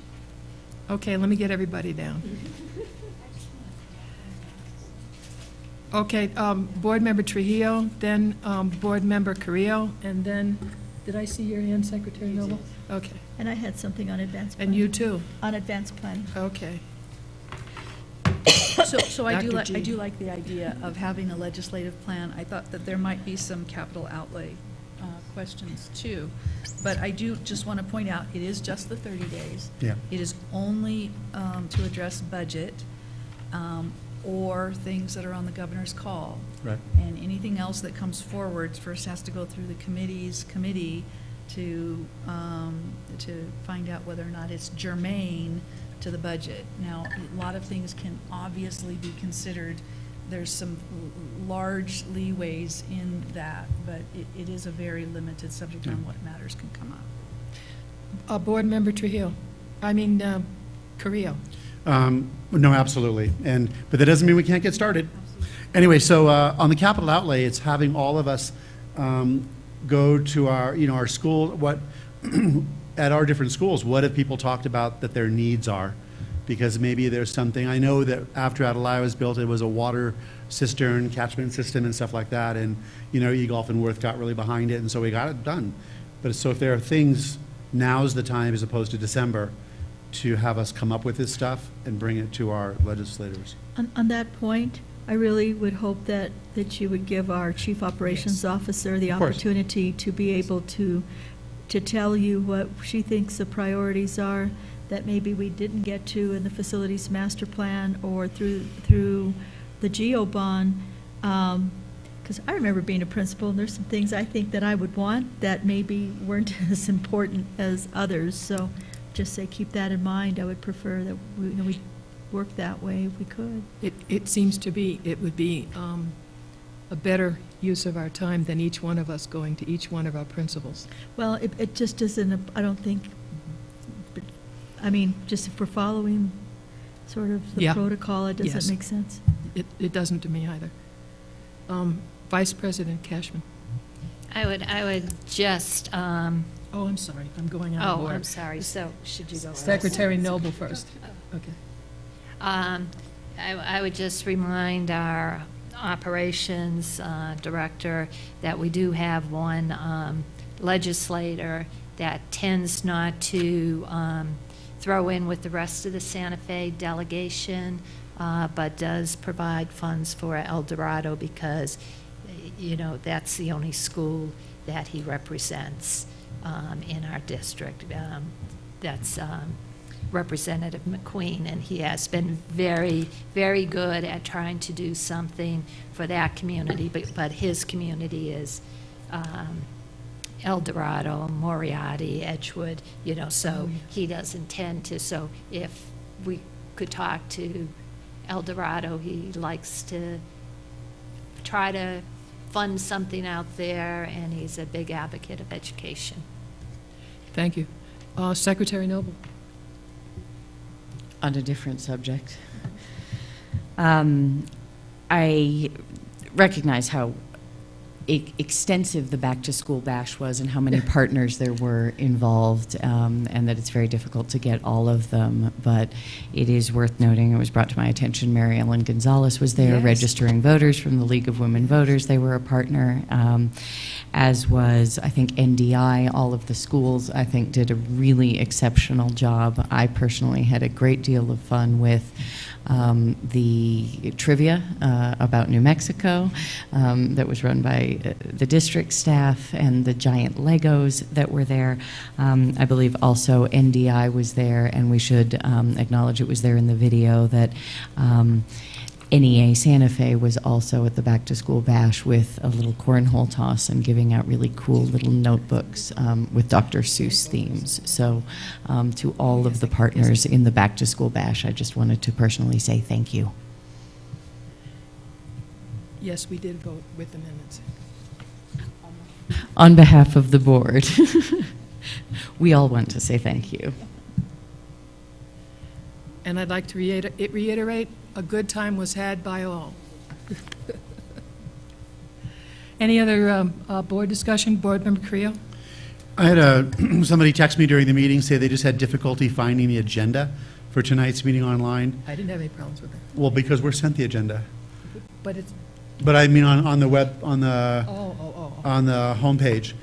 This is just what, so I'm just relaying that to you, and I'm thinking that probably the easiest thing to do is, you know, where on that column in black on the far left that mentions us, there could be like a little thing that says, click here for agenda. Under school board? Yeah, when they mention that we're having a school board, we click here for, maybe there's something wrong, but that would probably be the simplest remedy, so someone could really easily, because sometimes things are harder to find. Thank you. Any other board discussion? Dr. Garcia, you wanted to say something about the advanced planning? Yes, in review with Cabinet, we don't have anything for the study session on the 10th. Do we propose to cancel?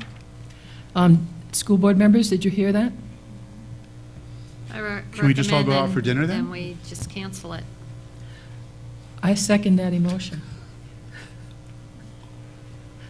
And there's smiles to be had by all. Okay, it's canceled. Sure. Any other comments or no. notes for advanced planning? Yes, Board Member Creel? Did you need me to, I already talked to Dorothea at Temple Beth regarding the meeting. That was before we had the date set. Have you? Everything is set. You mean for the 13th? Yeah, just, I should have known, yeah. Thank you. She does her job. No, I know, it's pretty great. Any other? And they were great, by the way. Good. We really appreciate them. They were very super nice. They're a great partner, too. Cool. Any other? Okay. Can I have a motion to adjourn? So moved. And a second? Second.